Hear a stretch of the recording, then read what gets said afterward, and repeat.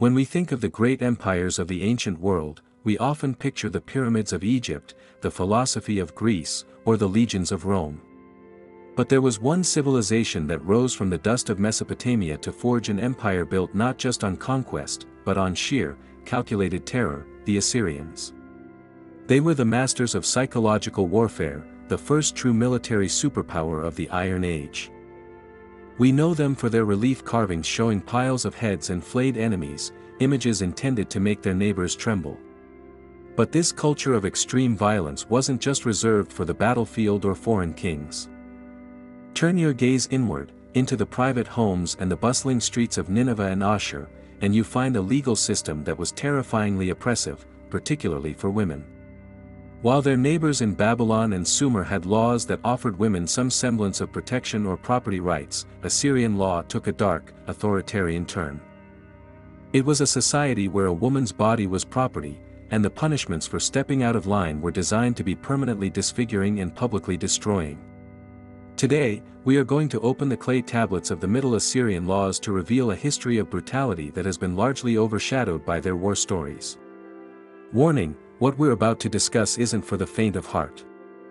To truly grasp why the punishments for women were so severe, we first need to understand the vibe of the Assyrian Empire itself. This wasn't a civilization that prioritized harmony or balance in the way the Egyptians prioritized Ma'at. Assyria was a state born in the crucible of constant war. They lived in a rough neighborhood, surrounded by aggressive hill tribes and rival empires. Survival meant being tougher, meaner, and more disciplined than everyone else. This militaristic mindset bled into their domestic life. The king ruled with an iron fist, and the father or husband ruled his household the same way. The state viewed order as paramount, and any deviation from the social hierarchy was a threat that needed to be crushed. Women were viewed as critical to the production of soldiers and the maintenance of the household, but they were legally and socially subordinate to an extreme degree. While a Babylonian woman might run a business, an Assyrian woman was strictly controlled. The violence we see inflicted on women wasn't random, it was a feature of a hyper-masculine, militarized society that believed fear was the only thing keeping the world from falling apart. Our primary source for these horrors comes from a set of artifacts known as the Middle Assyrian Laws, dating back to around the 12th century BC. Unlike the famous Code of Hammurabi, which is essentially a list of royal judgments meant to show how wise the king was, the Assyrian laws feel more like a gritty police blotter. These tablets, specifically Tablet A, focus heavily on women. Reading them today is a shocking experience. They don't just list fines, they list physical atrocities. The laws are incredibly specific, detailing exactly how much pain should be inflicted for specific transgressions. What stands out is that the state didn't always carry out the punishment. Instead, the legal code often gave the husband or father the legal authority to act as judge, jury, and torturer. The law didn't protect the woman from her family, it empowered the family to destroy her.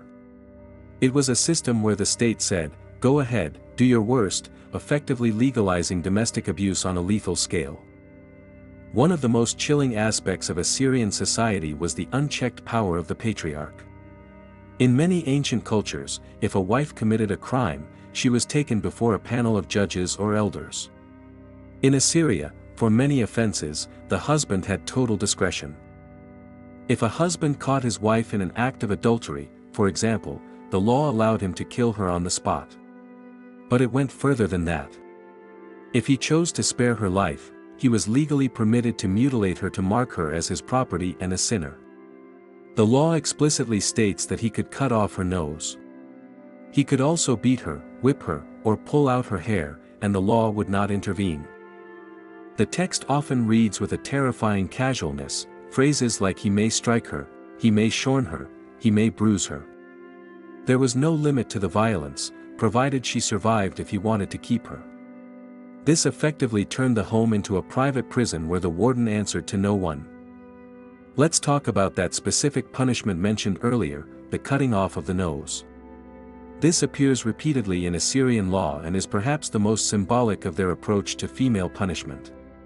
Why the nose? It wasn't just about pain, it was about destroying beauty and social standing. In a society where a woman's value was often tied to her appearance and her marriageability, removing the nose was a sentence of living death. A woman with no nose was instantly recognizable as an adulteress or a criminal. She couldn't hide her shame. Every time she walked down the street to fetch water or buy grain, she was a walking billboard for her transgression.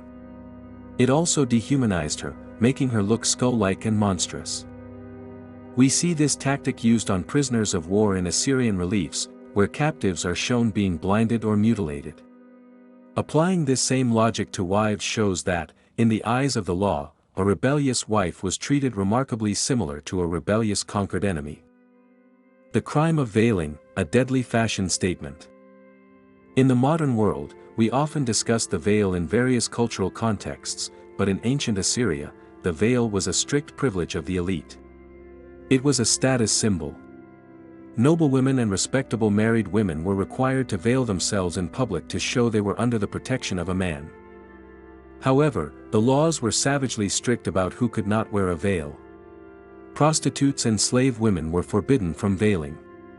If they were caught trying to pass as respectable women by covering their heads, the punishment was draconian. The Middle Assyrian laws state that a harlot caught wearing a veil was to be arrested. But a fine wasn't enough.